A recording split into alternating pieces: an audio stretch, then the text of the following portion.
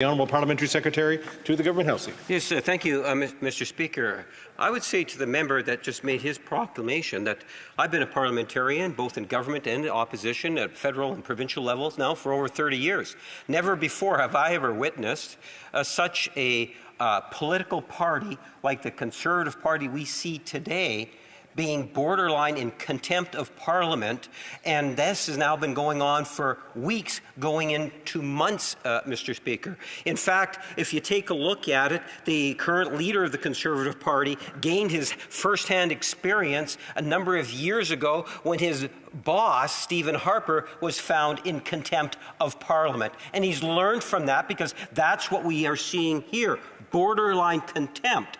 Now, go fast forward. We see the leader of the Conservative Party again being borderline contempt of the need to be able to get a security clearance. We even have Patrick Brown now that has said foreign interference is directly in the Conservative Party. My question to the member is, why does he believe that his leader does not have the courage to get a security clearance? Can he tell us what it is that the leader of the Conservative Party is hiding?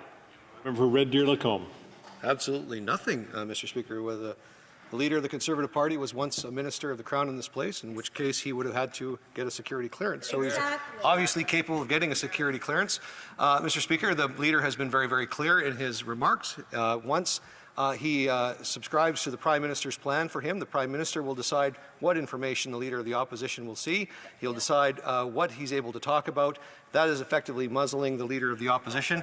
He's smart enough to know when a trap is being set by the Liberal Party, and he's smart enough to stay out of it. That's exactly. Questions and comments to the Honourable Parliamentary Secretary to the Government House Leader. Yes, Mr. Speaker, let's be very clear. Stephen Harper, his Parliamentary Secretary, was the current leader of the Conservative Party, was the only government in the Commonwealth to be held in contempt of Parliament.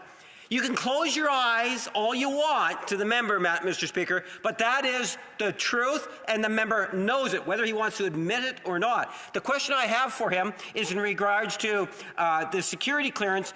The leader of the Bloc, the NDP, and the Green all have the security clearance.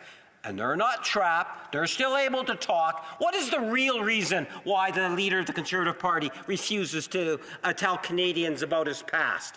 Under a minute, the Honourable Member for Red Deer Lacombe. Well, Mr. Speaker, I've already answered this question. And in fact, actually, the assertions that the Parliamentary Secretary just made are simply not true, because the leader of the Bloc Québécois, when speaking to the media outside of this place, said, "I cannot be as frank with you as I was before." Now I'm paraphrasing in English, of course, Mr. Speaker, because he's taken the security clearance and he's had the security briefing, and he was then muzzled to a certain degree in what he was able to say. Look, this is just a red herring put into play by the Parliamentary Secretary. The Prime Minister can give and authorize a briefing to the Washington Post. If the Prime Minister wants the Leader of the Opposition to know something, he simply has to pick up the phone, call him, and tell him what he wants him to know.